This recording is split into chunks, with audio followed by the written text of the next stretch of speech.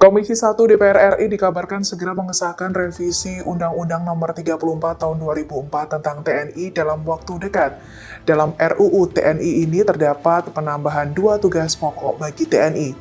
Dikutip dari tribunnews.com, hal ini diungkapkan Wakil Ketua Komisi 1 DPR RI dari fraksi Golkar, Dev Laksono di Kompleks Parlemen Senayan, Jakarta, Selasa 18 Maret 2025, legislator Partai Golkar ini juga menyebut proses pembahasan berjalan lancar dan seluruh fraksi di Komisi 1 DPR RI menyetujui RUU TNI ini. Dev juga menyampaikan bahwa RUU TNI nantinya akan dibawa ke tingkat 2 atau paripurna untuk disahkan menjadi undang-undang.